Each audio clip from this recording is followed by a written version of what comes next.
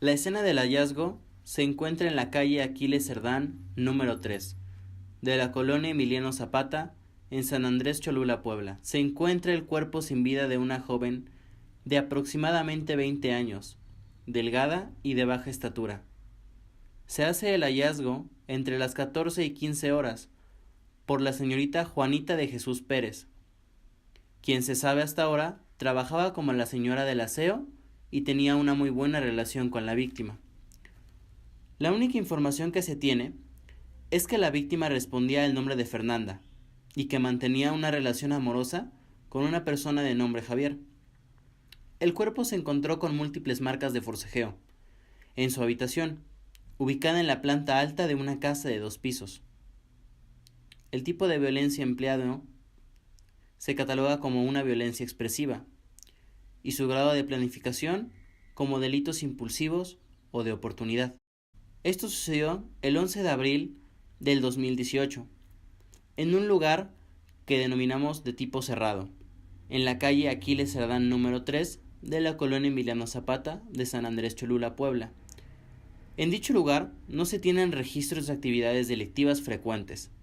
Se ha sabido, por medio de los vecinos, de robos ocasionales, principalmente a los jóvenes estudiantes al regresar de fiestas o borrachos, habitualmente a altas horas de la noche.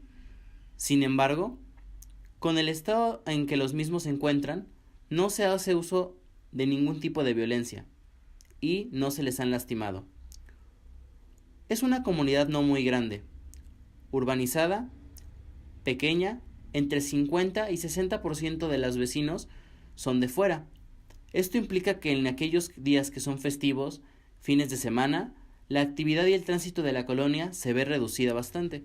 Las casas son espaciosas. Es específicamente colinda con 2 terrenos baldíos y enfrente se visualiza una estética de tipo unisex. Móvil. Mecánica de los hechos.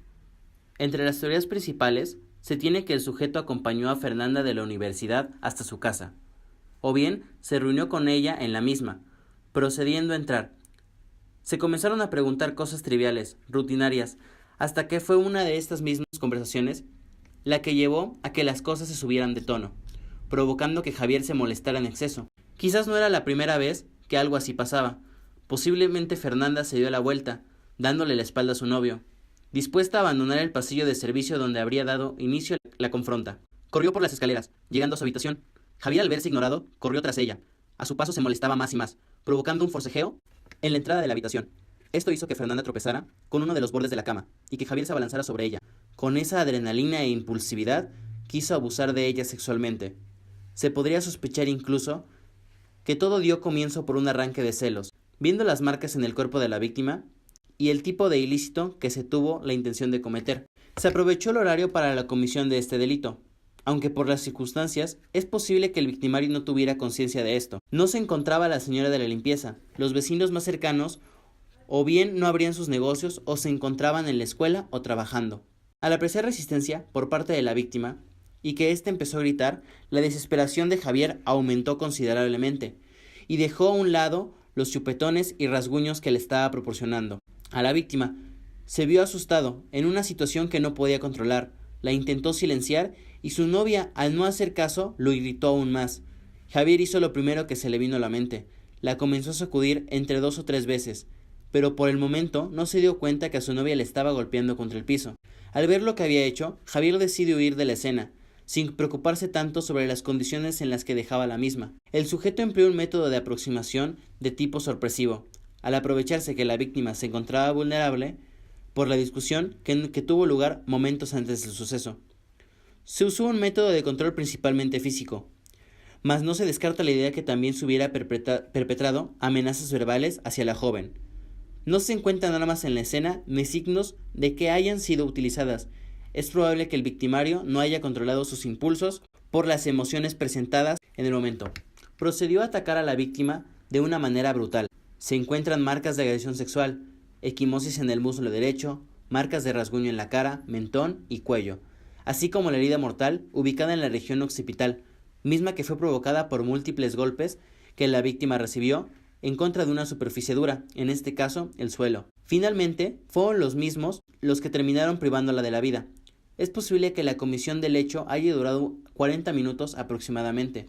De acuerdo al análisis topográfico de significado de lesiones en el cuerpo humano, las heridas encontradas a la altura del mentón son indicativos de indecisión, miedo a enfrentar o a resolver problemas, compensación de sentimientos de inferioridad o, por superioridad. El actor aparenta seguridad, irrelevancia o actitud despótica ante los demás, fantasioso o disonante, sujeto dependiente de la figura femenina, entre lo que razona y ejecuta, como acciones destructivas, actúa en relación con el perjuicio, el deber, rigidez de la estructura de pensamiento moral y irritabilidad. Las lesiones en los muslos son representaciones contradictorias de fuerza y debilidad, dominio y sumisión, inferioridad y superioridad, abrir y cerrar, la vida, proyectos, relaciones, etc. Lo agradable contra lo grotesco, firmeza y desviación. Información sobre la víctima. Femenina de aproximadamente 20 años. Por los hallazgos en la escena, se cree que era estudiante universitaria, soltera, de complexión delgada, entre unos 45 a 49 kilogramos, estatura baja. Se estiman 150 a 155 centímetros. Se observa un lunar negro a la altura de la yugular. Por el testimonio aportado por doña Juanita, se sabe que Fernanda asistía de lunes a viernes en un horario de 8 a 1 a la universidad, muy cercana a su domicilio, el Colegio Libre de Estudios Universitarios. Cursaba la carrera de Criminología Criminalística y Técnicas Periciales. Trabajaba por las tardes en un horario de 3 a 8 de la noche, en la empresa Costco, y reservada. No tenía vicios. Su tiempo libre lo pasaba en compañía de su novio, sin presencia de antecedentes delictivos. Se conoce que tenía una buena amistad con un joven de su misma carrera, Sebastián, y con otra compañera, Geraldine, de una carrera distinta a la suya. Solían frecuentarla en su casa antes de su relación amorosa con Javier.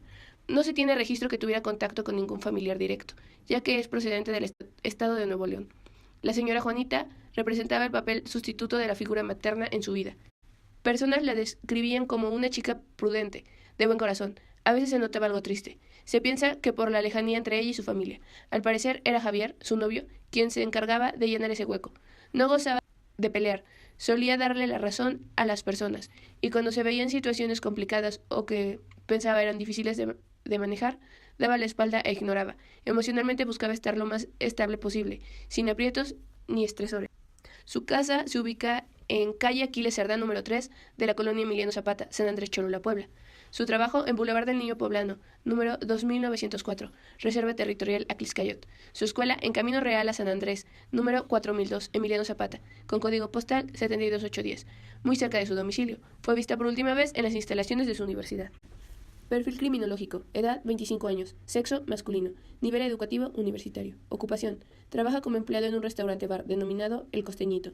Estado civil soltero. Procedencia Ciudad de México. De aproximadamente 65 kilogramos con una estatura de 1,62 centímetros. Se observan 2 tatuajes. Uno en región de antebrazo derecho, altura del tercio proximal, y otro en brazo del mismo lado, en su tercio medio proximal. Se tiene registro de detenciones por conducir en estado de ebriedad y estar involucrado en riñas fuera del lugar donde trabaja. Sin embargo, no se presenta un antecedente penal firme. Se cree que existe una motivación intangible. Se buscaba satisfacer una necesidad sexual, placer, y ejercer poder sobre la víctima. Presencia de indicios que nos llevan a creer que tuvo una motivación sexual para cometer el delito. Tenía características correspondientes al trastorno límite de personalidad, ya que presentaba conductas que nos hacen creer que el sujeto tenía un medio intenso de ser abandonado. Intolerancia a soledad, sentimientos de vacío y aburrimiento. Manifestaciones de ira inapropiada e impulsividad. El sujeto contaba con una inteligencia promedio. Poseía un nivel de impulsividad elevado ante diversas situaciones y un nivel de autocontrol muy bajo. Era una persona emotiva. Mantenía un gusto por la carrera que terminó y por el trabajo que estaba desarrollando, y tenía buena relación con sus amigos, sin dejar de lado que tenía una relación amorosa con la víctima. Era activo porque trabajaba y hacía múltiples actividades en sus tiempos libres. Se mantenía en forma y es primario porque su único problema era su impulsividad ante todas las situaciones que se le presentaban. Se sabe que se apartó de su familia desde los 18 años. No se tiene registro de ningún tipo de maltrato. Tenía una comunicación casi nula con ellos. Su trabajo era el medio para conocer e interactuar con diversas personas. Demostraba cierto interés en ellas, hasta que se aburría de las mismas. Emocionalmente, nos ha platicado principalmente compañeros de trabajo que casi nunca lo veían sonreír, al menos no lo que ellos consideraban sonrisas reales. Todo era más una obligación hacia los clientes que se presentaban ante él. Nunca les platicó de una experiencia emotiva o bonita que se hubiera vivido, paralelo con la que ellos gustosos platicaban en horas laborales. Ni siquiera tendía a mencionar a Fernanda. Parecía que nada lo hacía feliz realmente. Relación con la víctima. Se conocieron cuando ella decidió comer un día en el restaurante donde Javier trabajaba. Él le coqueteó, pidió su número y así comenzaron a hablar para posteriormente salir. Actitud hacia la víctima. Javier a Fernanda, atracción. Fernanda a Javier, atracción. Javier posiblemente percibía a la víctima como persona. Fernanda no era un medio para conseguir un fin material, como dinero o una propiedad. Aunque finalmente se buscaba complacer una satisfacción sexual, no iba con ese fin, principalmente. Él solo estaba discutiendo con su novia, y derivado a esto, el sentimiento de sentirse ignorado desencadenó que quisiera ejercer poder sobre ella. El lugar de residencia del victimario es Fraccionamiento Vistas del Ángel, calle Vistas de Cholula, departamento 5B. Hay un aproximado de que el 50% de los residentes fueran personas de Puebla, mismas que también manejan una rutina, trabajan, asisten a la escuela, realizan por la tarde actividades extraacadémicas. Fraccionamiento integrado por varias casas de 1 o 2 plantas, pegadas las unas a las otras, ordenadas a lo largo de unas 20 a 30 calles. Lugar de fácil acceso, incluso para los no residentes. Su lugar de trabajo es en Camino Real a Cholula, Colonia Emiliano Zapata. Código postal 72810. Ambas zonas muy concurridas, si bien no del todo tranquilas, especialmente el restaurante bar, donde se presenciaban de vez en cuando riñas entre los mismos comensales, una vez que estos estaban borrachos. No pasaban de una pelea, donde finalmente intervenían otros meseros o el dueño del establecimiento. No se tiene reporte que se utilizaran armas, como cuchillos o pistolas. No eran delitos premeditados. Dependiendo del ambiente y las copas que la gente tuviera encima, es como procedían a actuar. Ocupaba auto particular por las inmediaciones de todo San Andrés. No se tiene una ruta específica, ya que todos los días cambiaba su camino. Obtención de un sueldo promedio, en cuestión del tipo de actividades que desempeñaba, necesario para cubrir gastos como hospedaje, comida, gasolina, otros medios de transporte, y salidas de vez en cuando con su pareja sentimental. Es posible que, dependiendo de las situaciones, el sujeto actúe nuevamente en momentos de estrés y enojo, donde su nivel de tolerancia sea sobrepasado, independientemente de las características que presente la víctima. No se enfocará en edad, sexo o relación que se mantenga. El próximo modus operandi posiblemente sea desorganizado, no planeará estrategia alguna. Al ser un delito de tipo impulsivo, se establece una probabilidad media de que el sujeto vuelva a reincidir, en caso de que éste se sienta atemorizado o presionado por distintos estímulos que provoquen una reacción de agresividad. Se mostrará molesto e indispuesto a cooperar con la investigación, estará lo más alejado que pueda por miedo de ser descubierto. Se recomienda la publicación parcial de la información encontrada hasta el momento, con una afirmación del paradero del culpable para medir sus reacciones, en caso de que éste decida entregarse, aportar información o si se sabe de una nueva actuación. Wait a little while from now, if I'm not feeling any less sound, I promise myself to treat myself and visit a